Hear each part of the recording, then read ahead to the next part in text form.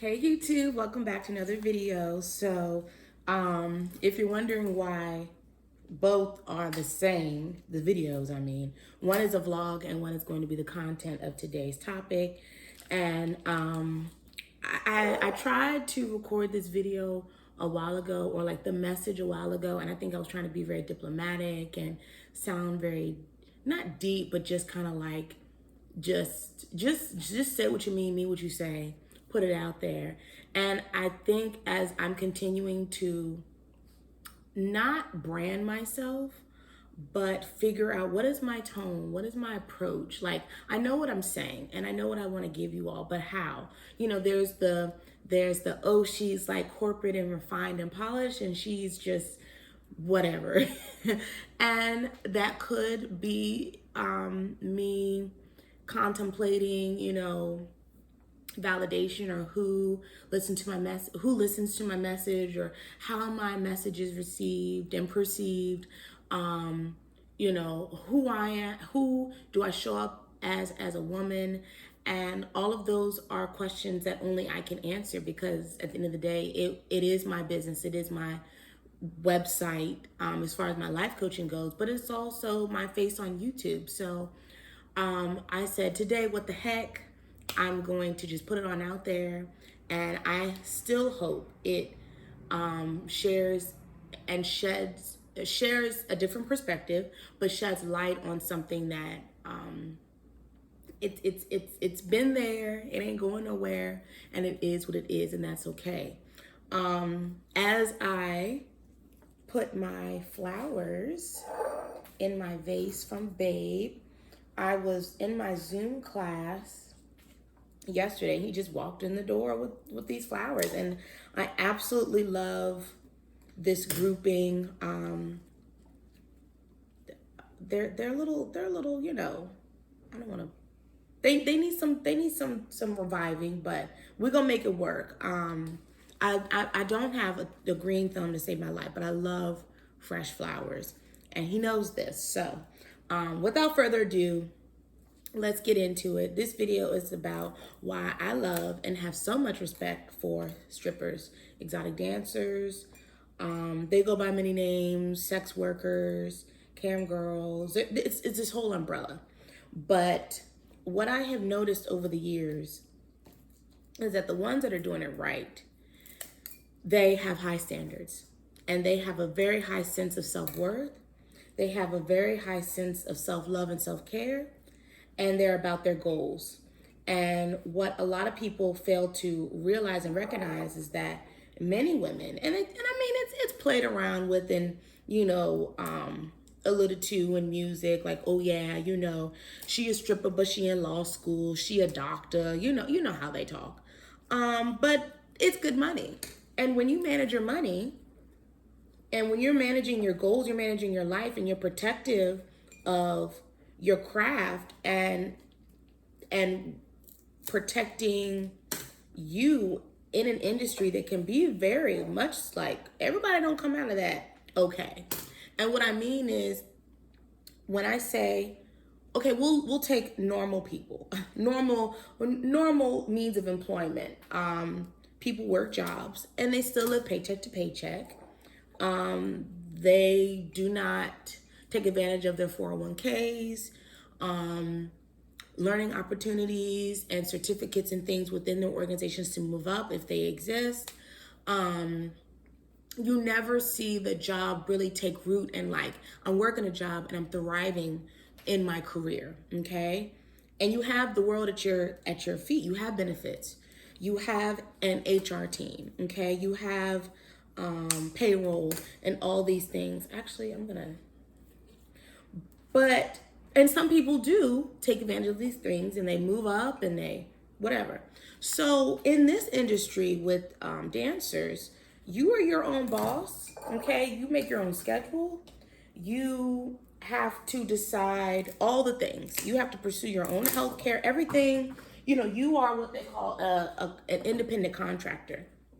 So you're managing a lot, and it takes a lot of focus, diligence, dedication, and determination to be like, okay, when I get this bag, You have to make sure that you allocate your money throughout the week. You do set aside for rainy days. You do set aside for your health care or benefits or whatever you need, blah, blah, blah, blah, blah. So these women, they learn all that. And not only that, but when they're at work, they have all type of clientele, men, who think they're gorgeous, think they are just the best thing since sliced bread. And you're going to have some that respect your standards and your boundaries and say, okay, what are you worth? And they give you what you're worth. And you're going to have some other sleazeballs in there that like want you for little or nothing, think you're just a trick. Well, and if you turn them down or say, you're done, they get mad and, blah, blah, blah, blah, blah. And also, too, understanding that there are different establishments with different rules. So everything doesn't fly everywhere. All clubs are not created equal. So you have those upscale lounges and clubs that they take care of their dancers. They protect their dancers. They respect their dancers. They have very high security, very tight rules, very tight security. Like I said, they have cameras. Safety measures, they have no touch policies, whatever. So it's not just a free for all. It's not just somewhere where you think you just gonna go and, do anything you want to do because, she has less clothing than the average and she's in this establishment, okay? And they know their worth. I'm gonna say it again, they know their worth. Whether she is a 200-pound dancer, almost 300-pound dancer, or she's a little bit more on the slim side. She knows her target. She knows her audience. She knows her craft. She knows what works for her. She may not do pole. She may not do private dances. She may only do this, that, or whatever. But whatever she is focused on, that is what she does to the best of her ability. And she knows, like, okay, she gets along with this demographic or that type of man or a businessman or more of a laid back guy, whatever. And she gets her money. And then guess what? When the money stops, the show's over. She's selling an illusion, a fantasy. So this is not real. There are no emotions tied to it. It's no ill will. It's not lying, but it's definitely, what this is. And you have to pay to enjoy. But then when the time is up or the money stops, thank you, have a nice night. You're on to the next. So she's not so much caught up into, does he like me? Am I his type? Why did he stop tipping? I wonder what that means. You take it for what it is and you move on. And I feel like in the dating realm, or even just when women think about themselves and think about how they show up or how they're viewed by men, it's very important to ask yourself, how do you view yourself? Do you take yourself seriously? Are you handling everything about you, your emotions, your heart, your mental, your goals, where you want to go in life? Not just as a business and take the fun out of it, but are you serious about it? Are you protective about it? Are you like, and it is what it is. On to the next. And I used to see girlfriends, go see my girlfriends at the club, support them and whatever. And, you leave the club and guys are like, hey, remember I, met you inside and I gave you $20, they want to drag this thing out. And it's like, that's not enough of an investment to stand out here at 3 a.m. and talk to you. What makes you think you're worth my after hour time, my precious me time? I'm off work. I'm done. You don't chase people out of the Apple store, the customer service people like, hey, remember when you sold me that iPhone? I thought you were so cool. Do you want to hang out? And they're like, no. Like that flew far. That engagement, that interaction is done. We're done here. And it's not mean. It's guarding and protecting your time, guarding and protecting your space. Now, there have been a lot of stories of people hooking up after the club, getting together long term, getting married, having kids, whatever. But you can be sure the ones that really take their livelihood and themselves seriously, They didn't just get with any old thing hollering in the parking lot. They ain't just get with the dude that was so infatuated, so he comes in there every week and gives her his whole rent check.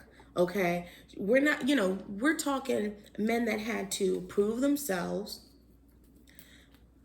prove that I'm not just any customer, I'm not just any guy. I actually have something to offer you. And if you really bad about it, most men want to take you out of that world, and most women would like to retire. Okay, so you can focus on your goals. The whole point was you're working a job to get to the next level. So you're stashing that money for your business, your education, whatever. It's not this ongoing thing where you look up and you just love getting up and going to work, say from 8 to 4 in the morning. Dancing. It's a lot of work. Your ears ring, like it's strippers and dancers, they do a lot. They do a lot. And it's so funny because when I think about that culture and then I think about men that get in these comments on different platforms and talk about, well, women think that they're just gonna get gifts and money and, all this stuff, and it's just not happening.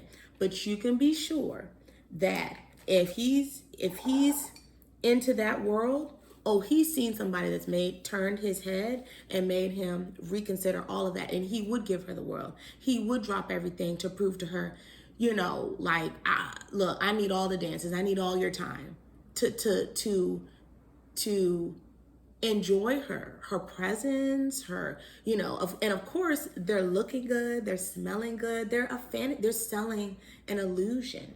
And this is nothing new. This has been going on since the beginning of time. You've had the geishas and the different women of the court and concubines, and so it's like you can't be mad at women when they take their power and monopolize it. Is that the right word?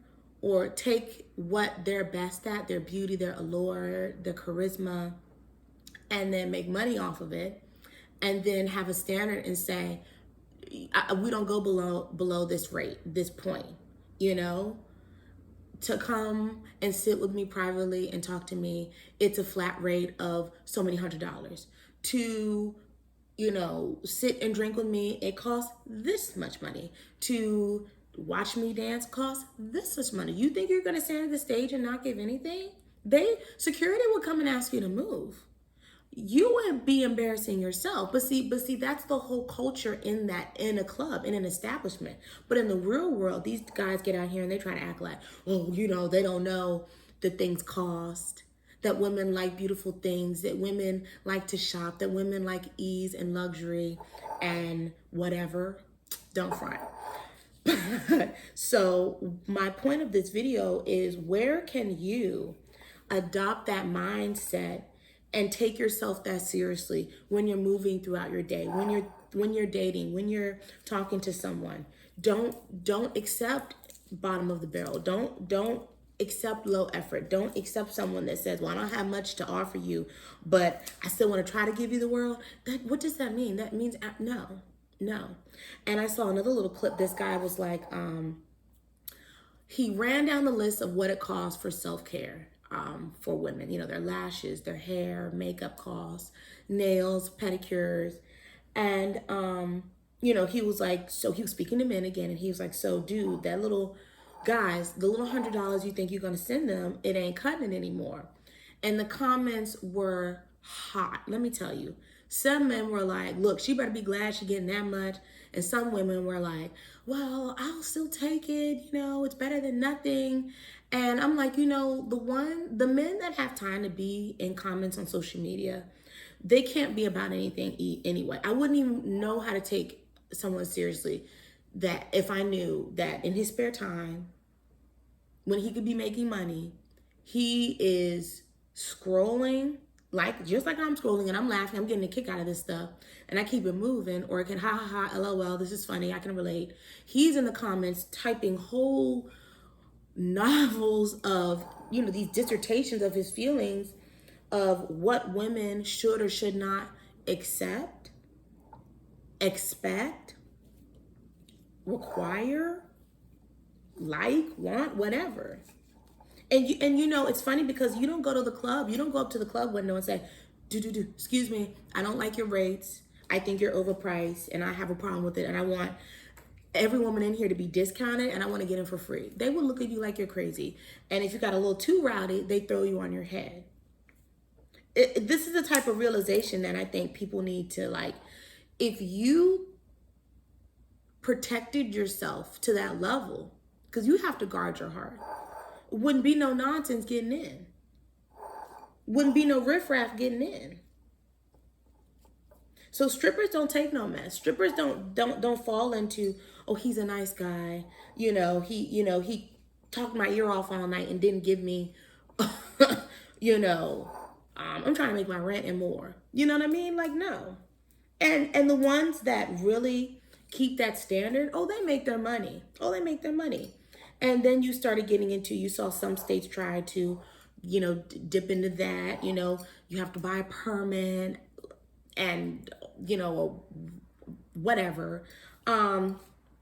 Every city and state is different. I get it, but I have so much respect for these women because at the end of the day, they're still making strides. They're still doing it for a little short time, making more money than a lot of people make in a year, stashing that money, investing that money, and going on to other things, and still coming up out of it with their head held high.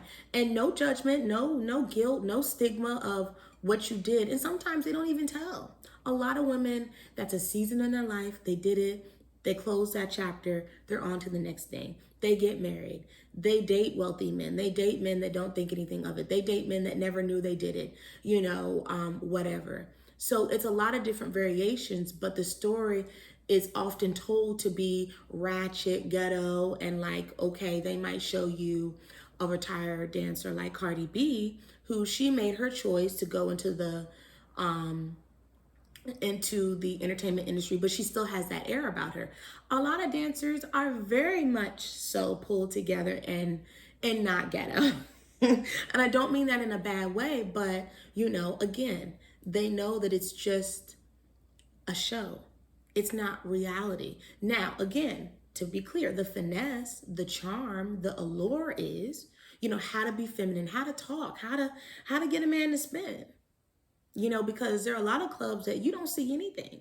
I think a lot of people get that misunderstood too. Like, ain't nothing coming off and ain't no touching going on unless it's at your discretion and you set the rate.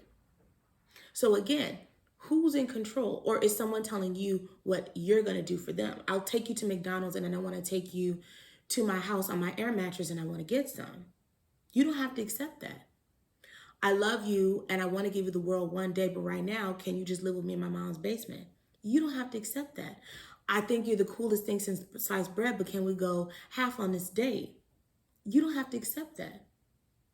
You have the power to say, it costs what it costs, and not just my body, but my time. I'm not talking about an exchange for that and then gifts and money. I'm talking about your lifestyle. I'm talking about someone investing in you and pouring into you and giving you your love language. Maybe your love language isn't money and gifts. Let's get away from that. I saw another little clip about that where some women were saying, okay, it's funny how guys, if you say your love language is physical touch and quality time, they say, yeah, me too. Let's lay up.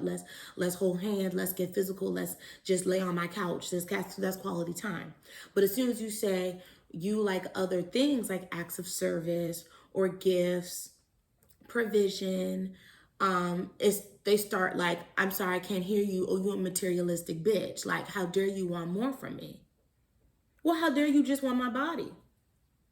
You know what I mean? But the real ones out here, and I mean the men, when they meet a woman that makes him turn on his heels and makes him come up to that standard, he's not bitching and complaining. He's actually doing everything he can to prove to her, like, give me the time of day. But if you're that woman and you know that, okay, it's up to me to decide how far this thing goes, are you seeing what you need to see? Is it enough for you? When you want to go to the bank and get a loan, they have a list of requirements. You can't go up there half-ass telling them what you're going to do.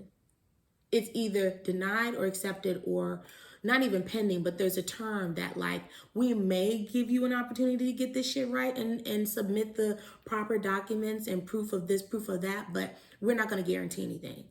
When did we in our heads get it out, think that we're any less than, that same, like, you can be that bougie about it. This your life. I'm sorry, sir. That's not gonna cut it for me. You don't have to be a bitch about it, but you can have a clear-cut boundary. The bank doesn't have any emotion to why you want this loan, why you want to be a homeowner. They don't care about that. Matter of fact, they detach all of the emotion, and it's all business. They don't care about you. Either show me what you're working with and that you can qualify, or I don't care if you've been banking with us for 10 years. You start getting all into like, well, I've never, whatever. And it's like, but that's not what we're talking about. This guy could be like, I've liked you for this long, and I've always felt, you mad cool. I always had a thing for you. Our families are close. My best friend, knows your best friend. We from the same city. We went to the same college. You could be like, and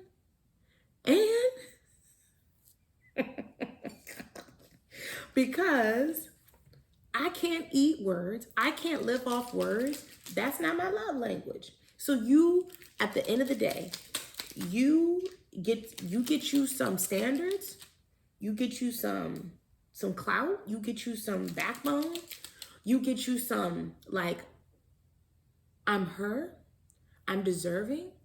I'm not saying everybody needs to go out here and be a stripper to get the confidence and get the game. Okay, everybody, not in everybody, and I get it. It's a lot of work. But I respect the women that do, because they have that bout about it. And I don't mean that rah, I want to fight. I'm talking about a mindset that keeps them safe, keeps them about their money, keeps them grounded. Because if you have hundreds of men a night clawing at you in a figurative sense and wanting you and in your ear and lying, they lie, telling you all the sweetest things, but that there's a fine line between the ones that show action and the ones that are all talk and show. You get out in the parking lot, he's driving a minivan that's got 3 doors. No, sir. I can't do nothing with that. Where are my scissors?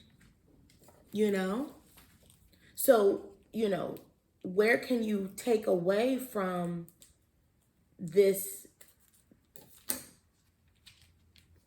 What can you take away from how they move, how they work, their work ethic? That's what it is. It's the work ethic. It's the mindset. And how can you borrow bits and pieces of that world and make it work to your advantage so that you can be at another level, that you don't fall for the okie doke. Okay. You don't get duped out here, waste your time and energy, get all dressed up to go out on a date with a guy that only spends $5 on you. And you might say, well, it's not about the money, it's about quality time, whatever. But it's still low effort. We can all agree it's low effort. And if that's what you're going to accept, then you might have a long road of him. Okay, you think it's cute now, but when it's your birthday and he spends $5 and a hairbrain of a thought on you, it's not gonna feel good. When you're a mom and you're juggling being a newborn and getting used to your new body and your feelings and your emotions and the responsibility, and he's like, you're not gonna like it. When you're like, I want a home, and he's like, what's wrong with my 1-bedroom studio apartment? You're not gonna like it. So effort and initiative, that's how these things translate, because we're only getting older and we're not little kids anymore. That works for teenage puppy love. Shit, I wouldn't even have my daughter playing them games. No, me and you can go get ice cream. Me and you can go get a $5 snack. And shoot, my daughters, that's candy. Nowadays, a snack is sushi. These kids, they eat different. So I'm going to wrap this video up. What are we at? 24 minutes? Not bad. I think I'm finished with this. I can't fit anything else in it. And these, I want to do something different with. But thank you for watching, and until the next one, as always, peace. Bye.